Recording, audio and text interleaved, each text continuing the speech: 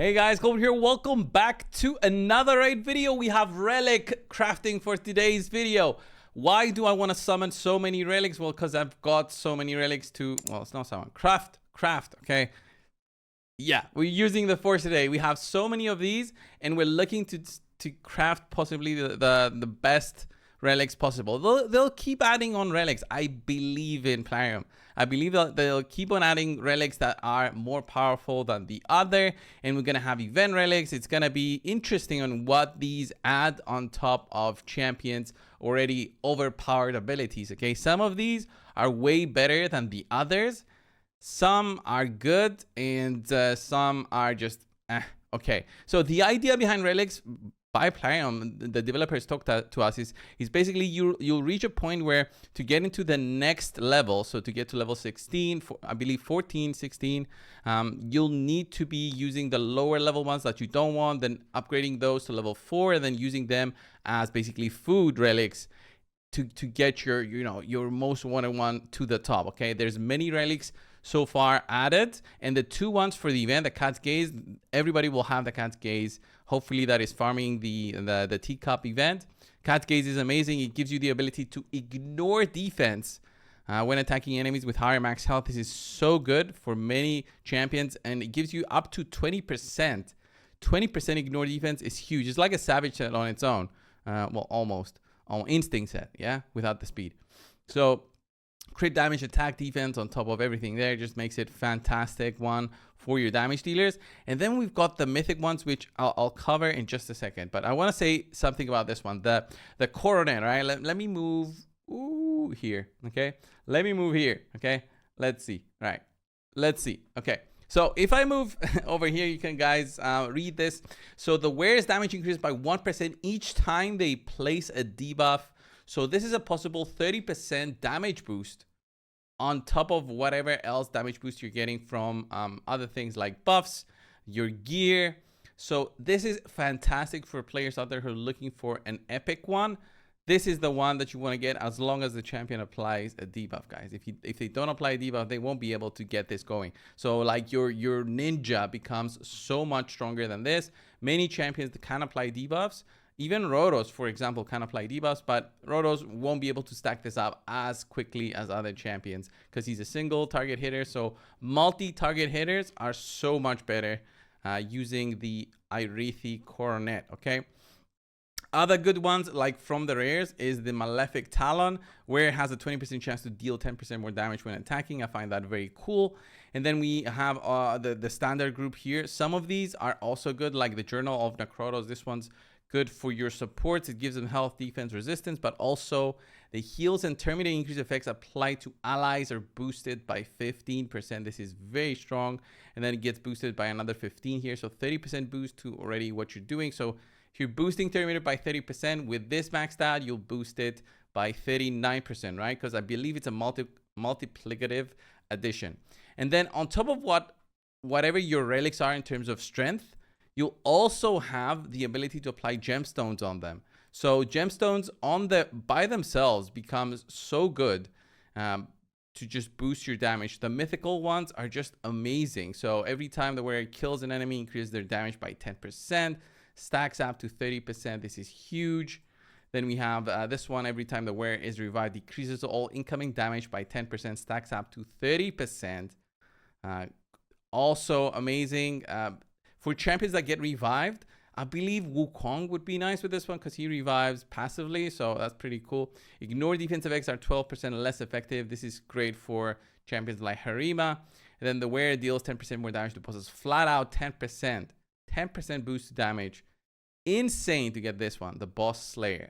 And of course, like the Cat's Gaze, you can place one of those there. So it's just imagine the possibilities. So if I have a look at the mythical ones, the Magma Shield. So what the Magma Shield is, guys, if you've never seen a Magma Shield before, what this is basically like a reflect buff, but it's 100% reflect based on the shield that you get. So let's say you have a shield of 1,000 health.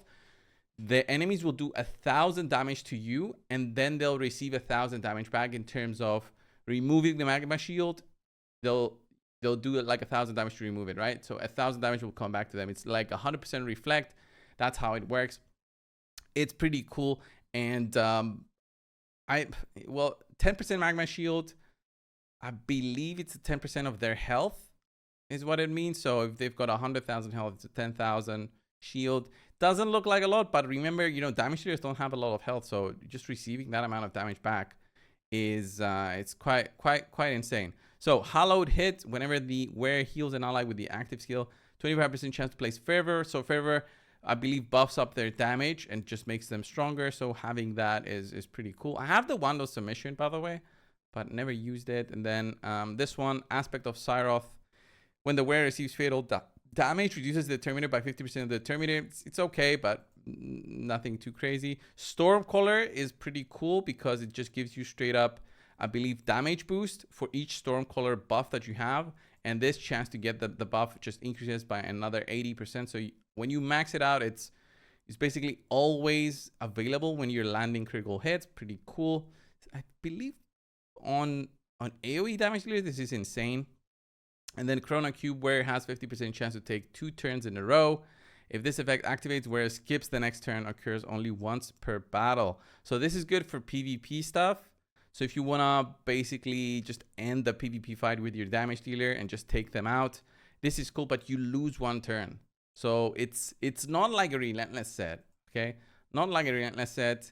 And this is 100% chance when you max it out. So you know you'll get 2 turns. So it has to be very specific on what you want to do, because you'll lose out 1 turn, right? So you will have to think of which champion can fit this better and how will that affect them in the battle when they lose the next turn. So if you can't take out the enemies, you basically place yourself in a position where it's detrimental possibly for your damage dealer because of this one. So Hand of Uncreation, where it reduces the chance of debuff, application, buff removal, or steal effects, Terminator reduction effects, and increased skill cooldown effects by 10%. So that this gets boosted by another 10%.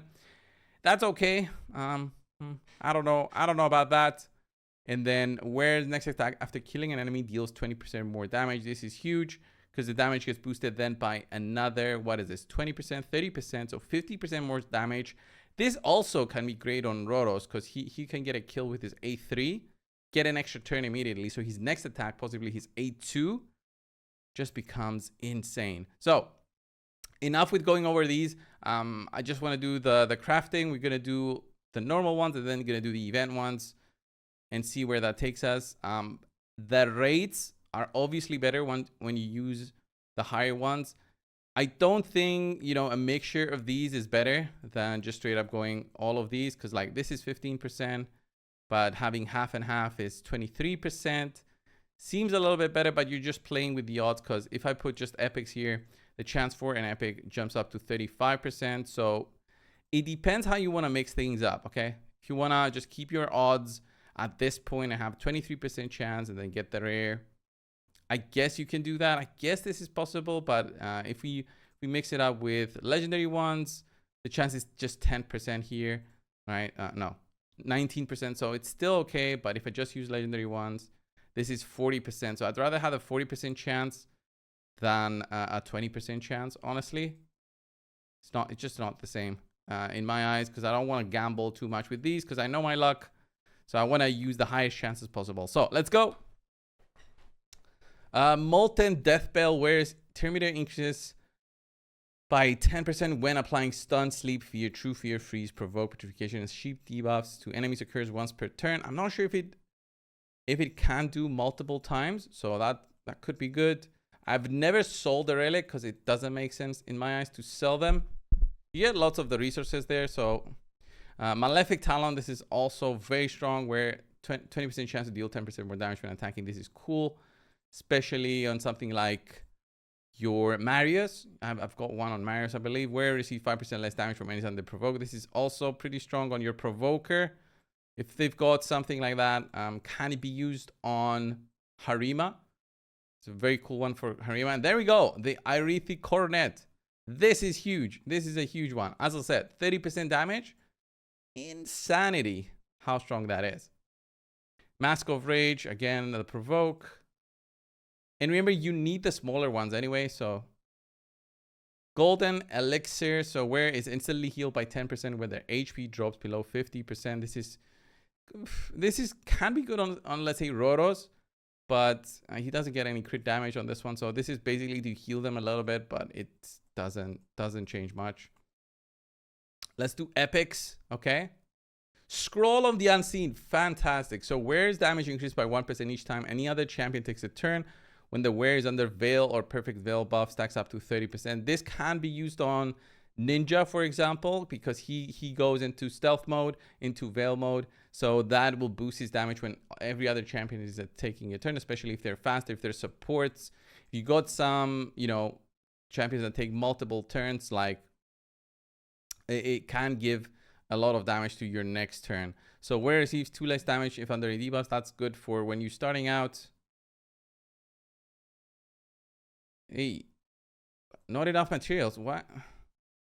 Okay. Why is it saying not enough materials? What am I doing wrong here? So I've got 145. I need 100 here. Okay, that was a bug. That was a bug. Okay, so we get the wearer's defense increases by 1% for each ally under ally protection. This is cool, but not all champions apply ally protect, so very, very difficult to apply to many champions. Let's do a couple of these. All right, let's do this, which is half and half, so 23% chance. 1 in 4, almost. Oh, there it is. Where is instantly healed? Great. We get the 1 in 4. Fantastic. Okay, so this one, I want to get the 40% chance for a legendary. There it is. 1% each time they receive damage, that's up to 10% defense. Okay. So, event ones. I don't think you can mix these up. You can? Oh, you can mix these up. Well, how does this work? Because now if I put this. Okay, so you get the standard chance there, but you get like a 28.57% chance here to get the different ones. The chimera group. Because of that. That is very, very interesting on how that works. Huh. Because here it's 50-50. But with this, it becomes like a slightly higher chance. Huh. Didn't know that. The more you know. All right. So for this one, 50-50 chance. I can also get the event one. So if I get the event one, it's either going to be an epic or a legendary. So that's pretty cool, right? So it's 83% chance and then it's 50-50, right? Should be. Hatter's Reserve. So easily like that, you get more of those. So it's a 2-star relic. Even if you just have no room for those, that's pretty cool. Because you can actually use that then to upgrade your other good relics. That's what I think I'll do. Hatter's Reserve. So you get a 2-star here for the price of a rare. Event ones. 4% chance for an epic. This one's not good, actually. The epic ones are not good. 4% chance only. 4% chance to pick on the cat's gaze. Because if this hits first, so you get an epic, and then I'm not sure which one hits first. But looks like a very small chance to get anything good. So with this, it jumps up to 10% chance at least. I think that's better. Okay, let's see. Final one, 35% chance. Hatter's Reserve. And then final one with 40% chance almost to pick up the legendary. Come on, this is going to be a cat's gaze. I know it. Oh my God. There we go. Cat's gaze. Yes, this is the second one on this account. A beautiful, beautiful, beautiful, beautiful. I can't believe this worked. Can't believe it. Oh my God. There we go. This is amazing. The cat's gaze is so good. I have one already that I've put on Toshiro on this account because he's the one in running in Chimera. The problem here with this one is that I just don't have enough to upgrade it. So that's what I was saying before. To get the 4 stars here, you got to start sacrificing the bad ones. Okay, making them to a 4-star and then using them on this one, make it stronger and stronger and stronger. So it's level 12. To get it to level 18, it's going to take a while because I believe it's 14 and then because it's level 5. Is it maximum level 6? So it's two more upgrades. So it's going to be 4 stars and then 5 stars. Impossible to get those. You know, I believe right now, because how many are you going to need to sacrifice? And it's not like spenders can just straight up buy them. The thing is, I need gemstones here. I need the one for bosses. Because these ones are not cutting it. So the ones I have right now just boost your damage in dungeons, which is not going to help. So the smaller ones don't give that kind of a benefit. The circle ones and then the triangle ones. This one, using multi-hit skills, each consecutive hit after the first one that the wearer makes will ignore 5% of the target's defense. That can be used on the A2, I guess. But then the wearer will ignore 3% of the target's defense if the target is under 2 or more debuffs.